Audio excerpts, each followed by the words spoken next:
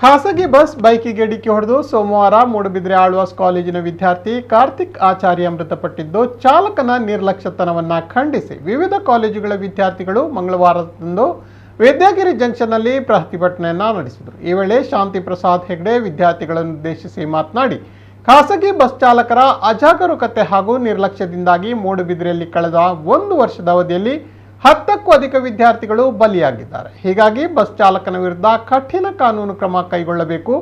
ಕಾರ್ತಿಕ್ ಆಚಾರ್ಯ ಕುಟುಂಬಕ್ಕೆ ಸರ್ಕಾರದಿಂದ ಸೂಕ್ತ ಪರಿಹಾರವನ್ನು ನೀಡಬೇಕು ಎಂದು ಆಗ್ರಹಿಸಿದರು.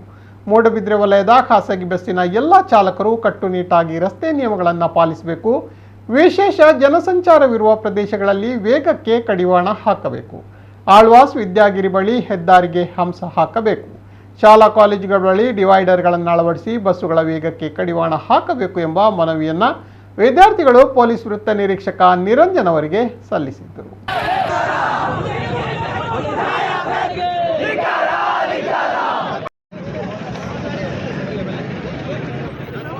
ಸಾಂಕೇತಿಕವಾದಂತಹ ಪ್ರತಿಭಟನೆಯನ್ನ ವಿದ್ಯಾರ್ಥಿಗಳು ಮಾಡಿದ್ದಾರೆ.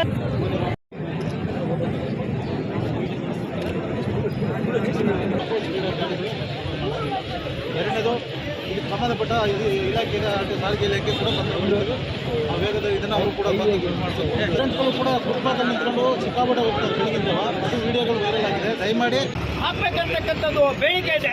ಹಲವಾರು ಬೇಡಿಕೆಗಳನ್ನು ಇವತ್ತು ವಿದ್ಯಾರ್ಥಿಗಳು ಇಟ್ಟಿದ್ದಾರೆ. ಮುಖ್ಯವಾಗಿ ಇಲ್ಲಿ ಬರ್ತಕ್ಕಂಥ ಖಾಸಗಿ ಬಸ್ಸಿನ ಚಾಲಕರುಗಳು ಯಾವುದೇ ವಿದ್ಯಾರ್ಥಿಯನ್ನು ಇಳಿಸುವಾಗ ಅಥವಾ ಬಸ್ಸನ್ನು ನಿಲ್ಲಿಸುವಾಗ ಯಾವುದೇ ನಿಯಮವನ್ನು, ಸಂಚಾರಿ ನಿಯಮವನ್ನು ಪಾಲನೆ ಮಾಡ್ತಾ ಇಲ್ಲ ಅಂತಕ್ಕಂಥದ್ದು ವಿದ್ಯಾರ್ಥಿಗಳ ಬೇಡಿಕೆಯಾಗಿದೆ. ವಿದ್ಯಾರ್ಥಿಗಳ ಮೇಲೆ ಇವತ್ತು ಪ್ರತಿ ವರ್ಷ ಮೂಡಬಿದ್ರಿಯಲ್ಲಿ 1 ವರ್ಷದಲ್ಲಿ 10ಕ್ಕೂ ಜಾಸ್ತಿ ವಿದ್ಯಾರ್ಥಿಗಳು ರಸ್ತೆ ಅಪಘಾತಗಳಲ್ಲಿ ಮೃತರಾಗ್ತಾರೆ. ಇದರಲ್ಲಿ ಚಾಲಕರುಗಳ ನಿರ್ಲಕ್ಷ್ಯತೆ ಇದೆ. ಇಂಥ ಘಟನೆಗಳು ನಿಲ್ಲಬೇಕು ಅಂತ ಅವರ ವಿರುದ್ಧ ಕಠಿಣವಾದಂಥ ಕ್ರಮವನ್ನು ಪೊಲೀಸ್ ಅಧಿಕಾರಿಗಳು ತೆಗೆದುಕೊಳ್ಬೇಕಂತಕ್ಕಂಥದ್ದು ನಮ್ಮೆಲ್ಲರ ಬೇಡಿಕೆಯಾಗಿದೆ. ಮೂಡಬಿದ್ರಿಗೆ ನಿಷ್ಪಕ್ಷಪಾತವಾಗಿರ್ತಕ್ಕಂಥ ಪ್ರಾಮಾಣಿಕ ಅಧಿಕಾರಿ ಸರ್ಕಲ್ ಇನ್ಸ್ಪೆಕ್ಟರ್ ಅವರಿದ್ದಾರೆ. ಸಂಬಂಧಪಟ್ಟಂತಹ ಬಸ್ಸಿನ ಮಾರ್ಗದರ್ಶನವನ್ನು ನೀಡಿ ಇನ್ನು ಮುಂದೆ ಯಾವುದೇ ವಿದ್ಯಾರ್ಥಿಯ ಸಾವು ಈ ರೀತಿ ಸಂಭವಿಸಬಾರದು. ಯಾರು ಮೃತರಾಗಿದ್ದಾನೆ ಅವರಿಗೆ ಸರ್ಕಾರದಿಂದಲೂ ಪರಿಹಾರ ಸಿಗಬೇಕು. ಇನ್ಶೂರೆನ್ಸ್ ಮಾತ್ರ ಅಲ್ಲ, ಸರ್ಕಾರದಿಂದ ಪರಿಹಾರ ಸಿಗಬೇಕಂತಕ್ಕಂಥದ್ದು ವಿದ್ಯಾರ್ಥಿಗಳ ಒಕ್ಕರಳ ಬೇಡಿಕೆಯಾಗಿದೆ.